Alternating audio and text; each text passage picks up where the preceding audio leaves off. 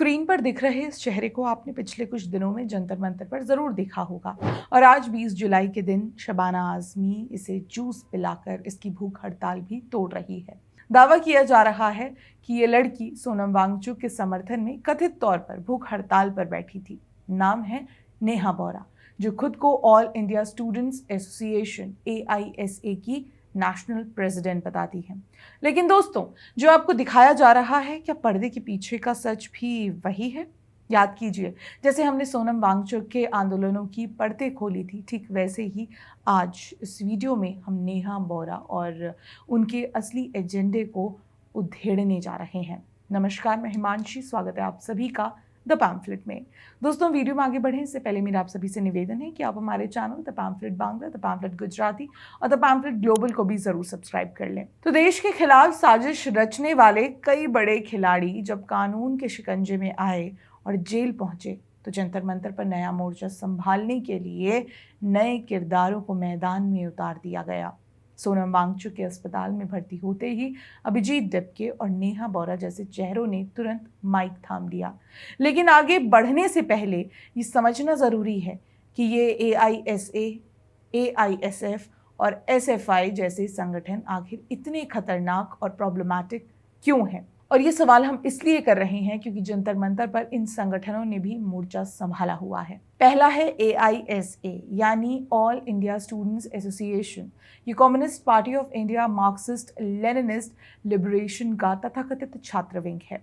नक्सलवाड़ी हिंसक आंदोलन से प्रेरणा लेने वाला ये संगठन खुद को क्रांतिकारी छात्र कहता है। लाल झंडा, बीच में उठी हुई मुट्ठी और 3 सितारे इनका प्रतीक है। JNU, DU और BHU जैसे विश्वविद्यालयों में ये छात्रों को भड़काने के लिए जाने जाते हैं। वहीं AISF यानी ऑल इंडिया स्टूडेंट्स फेडरेशन, जो कि भारत की सबसे पुरानी कम्युनिस्ट पार्टी की स्टूडेंट विंग है, और SFI यानी स्टूडेंट्स फेडरेशन ऑफ इंडिया, जो मार्क्सवादी कम्युनिस्ट पार्टी CPIM का छात्र विंग है। कागजों पर और कैमरों के सामने तो ये संगठन शिक्षा के अधिकार, स्कॉलरशिप्स, सोशल जस्टिस और सेक्युलरिज्म जैसे बड़े बड़े शब्दों की आड़ लेते हैं, लेकिन धरातल पर इनकी असली राजनीति सिर्फ 3 चीज़ों पर टिकी हुई है। 1. कैंपस में वामपंथी एजेंडे को हवा देना। 2. छात्रों के मन में जातिगत जहर घोलकर समाज को बांटना। और तीसरा, सेक्युलरिज्म के नाम पर हिंदू एकजुटता और भारतीय संस्थानों पर हमला करना।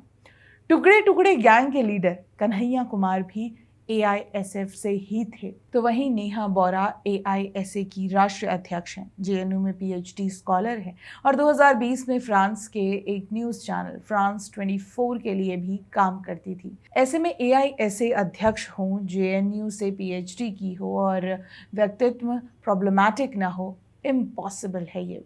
तो आइए एक नज़र इनके प्रॉब्लमैटिक इतिहास पर भी डालते हैं। दिल्ली हाई कोर्ट ने अपने 133 पन्नों के फैसले में उमर खालिद और शर्जुल इमाम को दिल्ली दंगों की साजिश का मास्टरमाइंड माना था, लेकिन नेहा बोरा इन्हें मासूम छात्र और राजनीतिक प्रताड़ना का शिकार बताती हैं। जब सच सामने आया तो इन्होंने इसे गोदी मीडिया का प्रोपेगेंडा कह दिया। फरवरी 2026 में दिल्ली यूनिवर्सिटी में UGC प्रोटेस्ट के दौरान पत्रकार रुचि तिवारी की साथ बदसलूकी और थप्पड़बाजी हुई। खुद को फेमिनिस्ट कहने वाली नेहा बोरा ने उस हिंसा की निंदा करने के बजाय पीड़ित पत्रकार को ही जातिवादी उपद्रवी करार दे दिया। वहीं एक पॉडकास्ट में नेहा बोरा खुलेआम कहती हैं कि हिंदू एकता से मुसलमान डरा हुआ है। ये RSS को जातिवाद की जड़ बताती है, जबकि वही संघ बाढ़, कोविड या संकट के समय देश भर में 1.75 लाख से ज़्यादा सेवा कार्य चलाता है, लेकिन वामपंथी ऐनक से इन्हें ये सेवा कभी नहीं देखती। नेहा बोरा की आदर्श हैं अरुंधति रॉय, वही अरुंधति रॉय जो कह चुकी हैं कि कश्मीर कभी भारत का अभिन्न अंग नहीं था और जिन्हें खूंखार आतंकवादियों और माओवादियों का समर्थक माना जाता है। नेहा बोरा ऐसी सोच को क्रांतिकारी मानती हैं। इसी के साथ मार्च 2026 में पुलिस बैरिकेड्स तोड़ने, ऑन ड्यूटी अफसरों से मारपीट करने और सरकारी काम में बाधा डालने के आरोप में नेहा बोरा की गिरफ्तारी भी हो चुकी थी। जमानत मिलते ही इन्होंने फिर से खुद को विक्टिम बताना शुरू कर दिया। दोस्तों सीधी और सरल भाषा में समझिए, ये एक आजमाया हुआ पैटर्न है। जब भी देश में कोई बड़ा चेहरा बैकफुट पर जाता है तो नेहा बोरा जैसे मोहरों को आगे कर दिया जाता है। छात्र आंदोलन के नाम पर युवाओं के दिमाग में जहर घोलना, समाज को जातियों में बांटना, हिंदू एकजुटता को खतरा बताना और विदेशी मीडिया के दम पर देश को बदनाम करना, यही इनका असली नेटवर्क है। सीएए एनआरसी का विरोध हो, किसान आंदोलन की आड़ में उपद्रव हो या अब जंतर मंतर का नाटक, चेहरे बदलते हैं लेकिन स्क्रिप्ट वही पुरानी वामपंथी ही रहती है।